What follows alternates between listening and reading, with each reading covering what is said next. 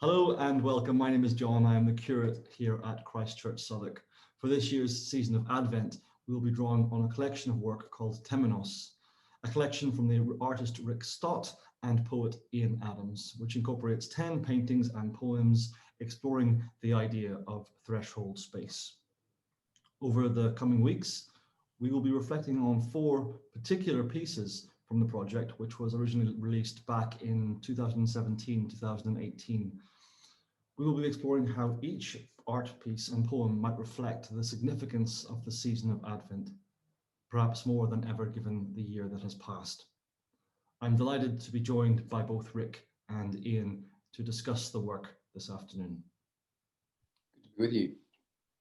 Welcome, guys. It's good to be here, or connected anyway. Yes, as connected as you can be, right? Yes. Just to kick us off, really, be really interested to know how you both first connected and how the collaboration came about. Well, I think our lives started to weave together quite a few years ago. I mean, we're both interested in the contemplative tradition, and I was aware of Ian's work and his poetry and so on, and we connected at a number of times, as Christians do at events and various things. And I think I came down to stay with you in Devon, didn't I, Ian, for a few days, and we had a really wonderful time of conversation and connection. And certainly then I think there was a sense that we would find a moment where there would be some kind of collaboration and work together. And you know, as these things are, you just wait for the rhythm and wait for the right time. And a few years later, I was working on this, well, just started to work on this series of paintings that were about gateways into sacred space. And I talked to Ian and said, you know, would you be interested in making this work together? Not Ian writing some poems to illustrate the paintings or vice versa, but actually to have this process of creation at the same time, so that the words and the images were really woven together in that act of creation. Wonderful. And then can you give us an example of, you know, how I'm interested in how that weaving took place? You know, how much did you both start off with an idea at the same time and bring the content together, and how did that work in practice? Yeah, well, I remember particularly the Into Unknowing, the number 4 in the series, was an interesting one. And I forget now whether I first sent Ric a few lines that became this, or whether he sent me a sketch that became this. I forget now, but they went between us. So let's say Ric had the first sketch and he sent to me. I would write a few lines, send it back to him, and then he would do more work on the sketch painting, perhaps change it, send something back to me, and then I would go, okay, right, now the poem begins to take more shape, and so on. So it began to evolve like that. Even back then, it was collaboration and resistance. That's right, we were. Yeah. I was in South Devon at the time. Ric was in Sheffield, so that's the way it happened. Yeah, Very good. Thank you, guys. And that's why, as Ian's talking, I'm thinking it's hard to think of who was the origin for each piece or poem, because it was a genuine collaboration and a genuine, you know, interweaving and sharing. So it's not that, you know, I came up with the idea and Ian followed, or Ian came up with the idea and I followed. We were, you know, in conversation and collaborating from the outset, really.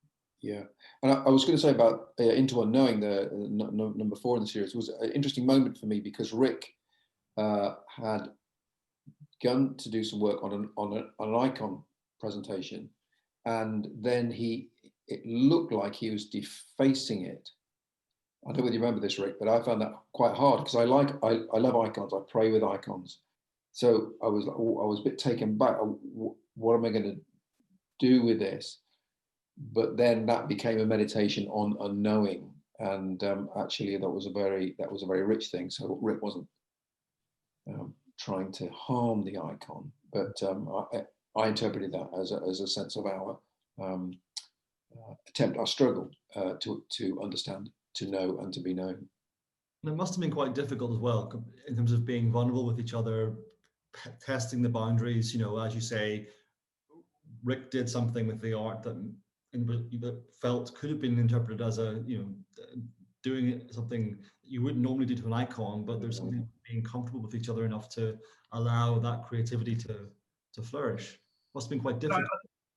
I think there's something about trust there, you know, and I trust Ian, I trust his integrity, I trust his faith and his centeredness and so on, and I certainly trust his kind of creative abilities and flow. And well, I can't speak for Ian. I hope he trusts me too. And if there's that kind of mutual trust in that process, then you can really go with it. Thank you. Well, kind of reflecting more on Advent itself, you know, this is the idea was to kind of is to build, you know, weave the work that you've done into the 4 or 5 weeks coming up to this unusual Christmas. And seasons like Advent are, by definition, liminal spaces, quite paradoxical. And in that context, any thoughts from you both on why art and creativity is important for spiritual pilgrims to explore spirituality and spiritual significance, the role of art and creativity there? Well, I mean, I'll just kick off with an idea. It seems to me that we do live in very challenging times, and it's tempting to see all the problems as being out there, and there are a lot of problems out there. A lot of those we can't do anything about. I think what we can do is something about ourselves, the way that we approach life, and this season like Advent is really a great opportunity to explore what that personal internal change might look like. And I think art has a particular gift in our engagement with it, whether we're making art or engaging with art that somebody else has made, in that it reveals at its best something about us, our reaction to it, our work with it, if we are alert and attentive. It tells us something about ourselves. And so then as we're on this journey, hopefully a journey to maturity, I would say into faith, hope and love, that's the journey that I'm trying to make. Then in the making of art and engaging with art, then I might understand more about myself, and therefore be able to make appropriate changes. And I think the thing with art, and certainly with poetry as well, is that it gives people the space for that, to explore the self. That an image or a poem isn't trying to hammer home some kind of point of doctrine, saying you've got to think this, you've got to believe this. An image or a poem invites the viewer or the listener out, you know, to enter into that space and enter into that dialogue. It's not a kind of monolithic object with one meaning. It comes alive when the viewer brings their own story. So when Ian saw the kind of the icon starting to flow and in what seemed to him to be defaced, that was actually part of Ian's story that he was bringing to that image. And my feeling about what that image was quite different. But that's exciting then. And I think that so what's exciting for me about making paintings is not so much of what I put on, but what I leave off, the gaps, the spaces that I allow the viewer to enter into. And the same's true with poetry, that it's the gaps between the words, the spaces that the words and the language makes, that really allows a poem to come alive, I think. And that invites dialogue, and in that dialogue, the Spirit of God can do so much lively and exciting work, I think. On both those points, actually, it's interesting. If you went to an art gallery and you see a Constable or a Picasso, there's the little box to the side of the painting which gives you the details or tells you something about the meaning of it. You know, it's definitely not a poem, right? And I'm curious to understand in your thoughts the interplay between your pieces of work, in the sense that each piece is transcending the kind of the doctrinal and the kind of the turgid, you know, theology and explicit theology, and it seems that you could be mistaken for thinking that the poem is supposed to in some way explain the painting or vice versa. It sounds like that's not what you both would agree with. But you see, and this is why I was excited to have poems accompanying the pieces, and vice versa, because actually, you know, Ian's poems aren't trying to explain anything. You know, that they are that invitation into that space, and it's always tricky for me when I've made a painting, that sometimes people think that because I'm the artist, I've got the answer to it, that they can look at it and feel a certain meaning or feel a certain feeling from it and think, oh, this painting's about this. But then they ask me and say, oh, you know, am I right? Have I got it right? You know, I've not got the answer to it. You know, sometimes I don't know what the meaning is. I've just done this kind of, you know, I've moved my body in a particular way. I've engaged with the spirit, you know, engaged with the flow of the Spirit of God in a particular way. And sometimes I don't know what the meaning is. And in some ways, that your response to the piece of work and these stories that people weave into it are far more interesting and far more powerful than what my, you know, feeling and story about the work is.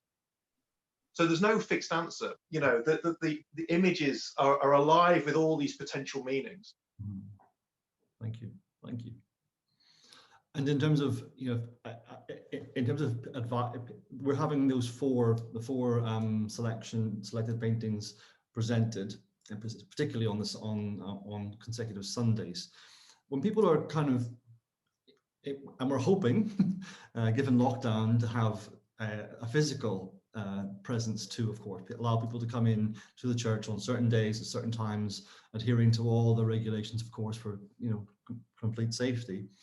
But in terms of how people can best physically walk through from painting to painting, from poem to poem, do you have any recommendations about the right way to kind of what to expect in that experience, and some good ways to engage that really kind of allow that depth and richness to come out? Well, I don't think it's a right or wrong way to do that. If you're that kind of person that likes to start left to right, do that. Go, you know, 1 to 10. That's good. Another way might be to start with what you're drawn to, so get the big picture, and then see it all just from a distance, and then if you're particularly drawn to one of Ric's paintings, then go to that. And I would say just spend a bit of time with the painting. Don't look at the poem for a while, and then that might be a good thing. And then perhaps take a look at the poem and see what my interaction with the painting has been, and see how that plays with yours. That might be another way to do it. Very good. I'm interested in your thoughts or comments on the role of the place of poetry and art in helping people with any kind of spirituality, but Christians in particular, to engage with contemplative forms of prayer and spirituality. Sorry, could you say that again, because it paused again? Okay, no problem.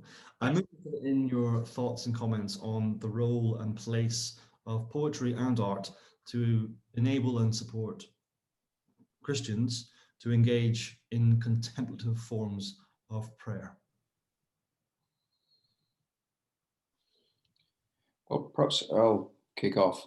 It seems to me that perhaps a goal of the contemplative path is to get to a point where we can be present to God, who is always present to us.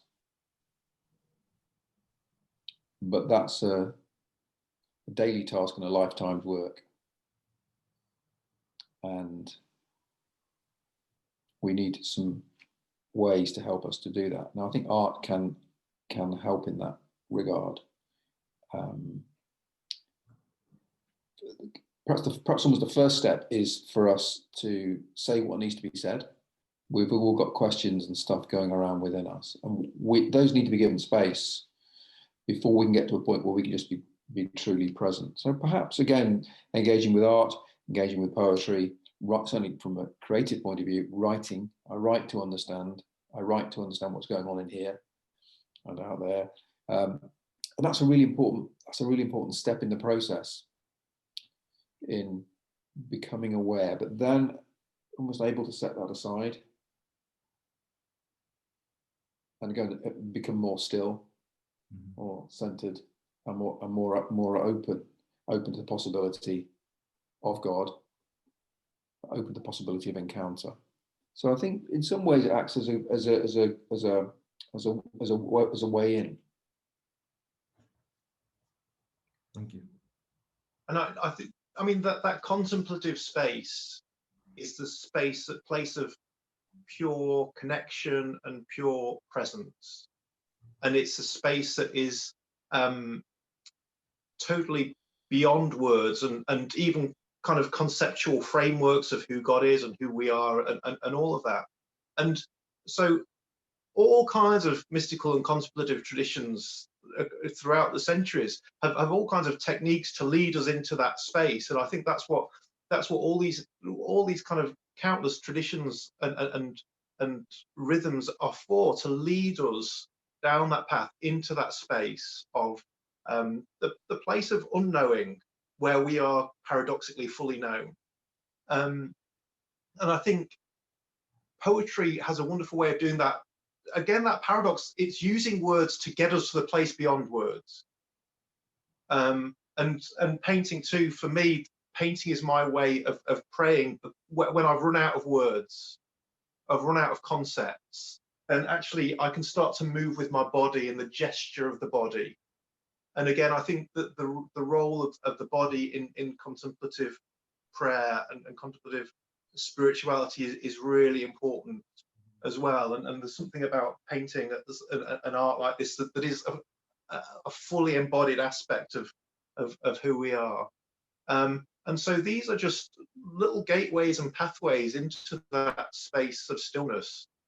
And certainly as we made the series of Temenos paintings and poems, we envisaged each one as a little gateway into that space, and each one we call them into falling, into abundance, into liberation, and so on. And that they help us to look at our lives and what we're facing in life, and start to tease out, how is my experience now in this moment a gateway into that place of presence with God, presence with myself, and presence with the people around me.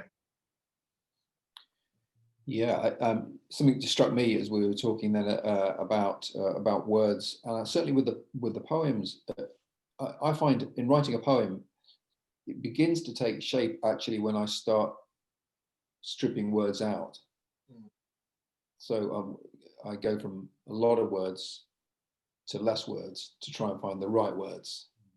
And usually it's less words, and trying to find the ones that really work.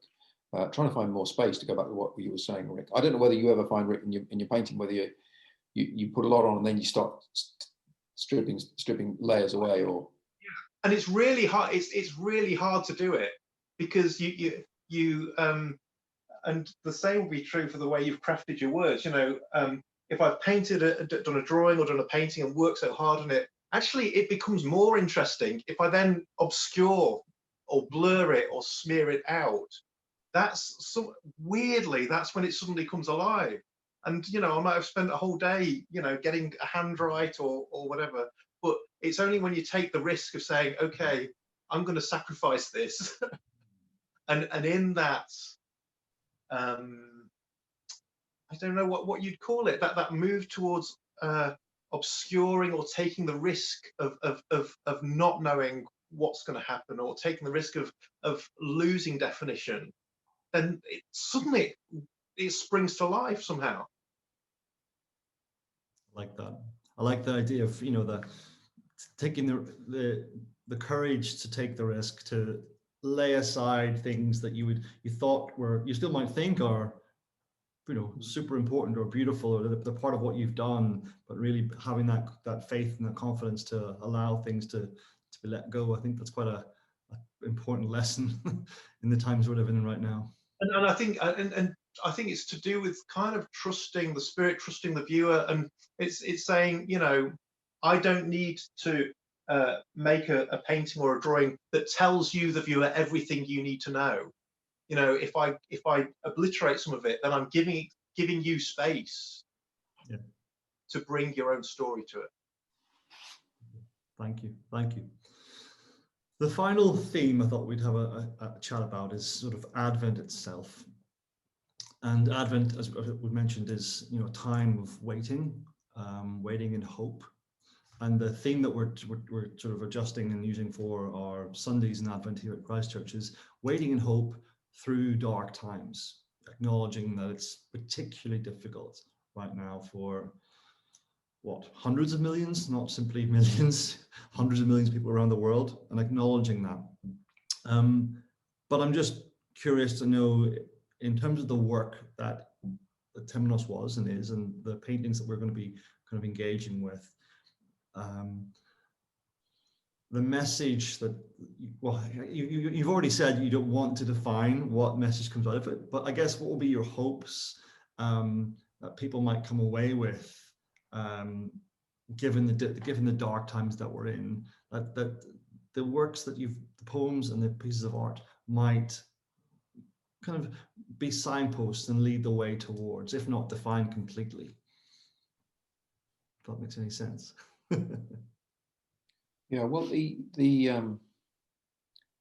Christian story is a hopeful story, and Advent has one particular point in mind: the coming of the face of God amongst us, the being of God amongst us. And I hope that our poems and paintings might take us into that mystery, and encourage us to explore deeper into it, or perhaps for the very first time into it. That's one reason why in the poems I incorporated some of the Beatitudes of Jesus, some of the sayings of Jesus, the beautiful sayings of Jesus from Matthew's Gospel. I hope they entice.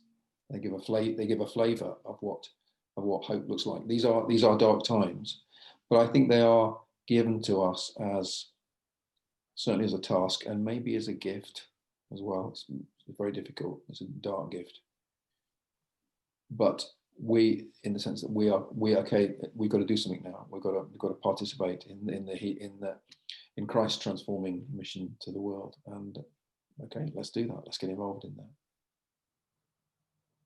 Fantastic.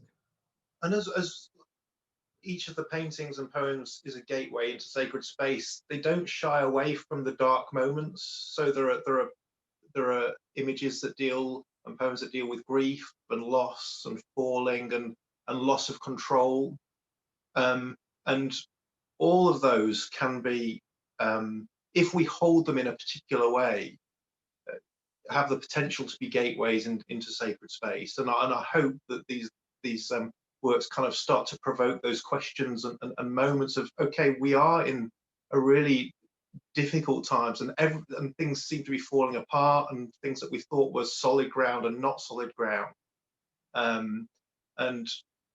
But somehow in the midst of all this, is there a way to hold it that we can find sacred space?